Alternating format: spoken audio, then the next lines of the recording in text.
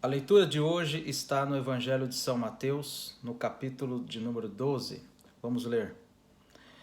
Naquele tempo passou Jesus pelo campus de cereal em dia de sábado.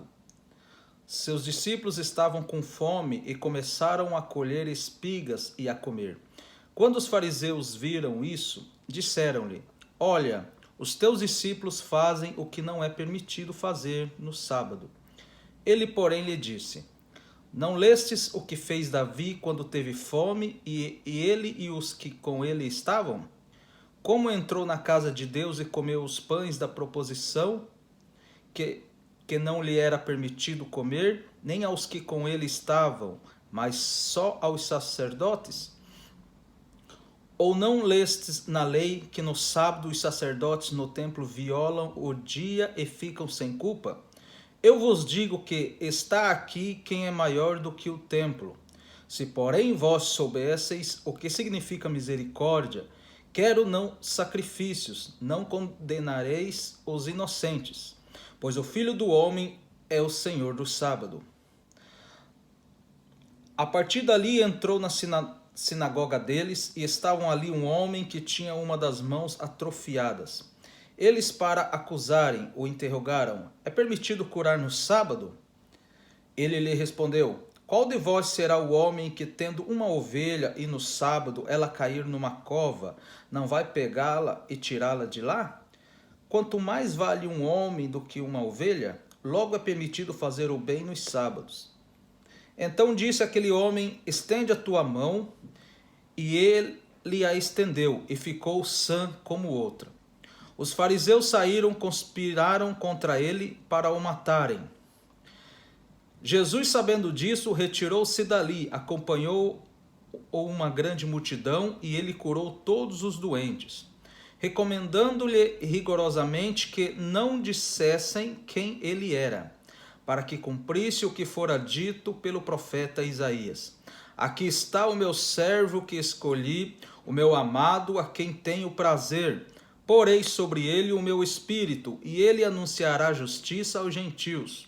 Não discutirá, nem reclamará, nem se ouvirá pelas ruas a sua voz. Não esmagará o caniço quebrado, e não apagará o pavio que fumega, até que faça triunfar a justiça. E no seu nome os gentios terão esperança. Trouxeram-lhe então um endemoniado cego e mudo, e ele o curou de tal forma que o cego e o mudo podia falar e ver. E toda a multidão se maravilhava e dizia: Não é este o filho de Davi? Os fariseus, porém, ouvindo isto, diziam: Este não expulsa os demônios, senão pelo poder de Beelzebu, príncipe dos demônios. Jesus, conhecendo os seus pensamentos, disse-lhe: Todo o reino dividido contra si mesmo será arruinado, e toda cidade ou casa dividida contra si mesma não permanecerá em pé. De Satanás expulsa a Satanás, está dividido contra si mesmo. Como, pois, permanecerá em pé o seu reino? Se, porém, eu expulso os demônios pelo poder de Beelzebu, por quem os expulsam então os vossos filhos? Portanto, eles mesmos serão os vossos juízes. Mas se eu expulso os demônios pelo Espírito de Deus, certamente é chegado a vós o reino de Deus. Ou como pode alguém entrar na casa do homem forte e roubar os seus bens, se primeiro não amarrá-lo, saqueando então a sua casa? Quem não é por mim é contra mim, e quem comigo não ajunta, espalha.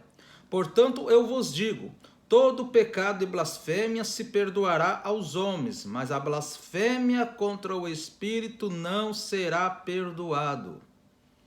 Se alguém disser alguma palavra contra o Filho do Homem, isso lhe será perdoado. Mas se alguém falar contra o Espírito Santo, isso não lhe será perdoado, nem neste mundo e nem no futuro. Ou fazei a árvore boa e o seu fruto bom, ou fazei a árvore má e o seu fruto mau, pois pelo fruto se conhece a árvore. Raça de víboras, como podeis-vos dizer boas coisas, sendo maus? Pois do que está cheio o coração, disso fala a boca. O homem bom tira boas coisas do seu bom tesouro, e o homem mau do mau tesouro tira as coisas más. Eu, porém, vos digo que de toda palavra inútil que os homens falarem darão conta no dia do juízo. Pois pelas tuas palavras serás inocentado, e pelas tuas palavras será condenado.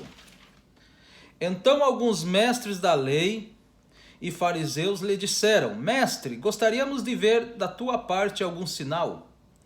Mas ele respondeu: Uma geração má e adúltera pede um sinal, mas não se lhe dará outro sinal, senão o do profeta Jonas.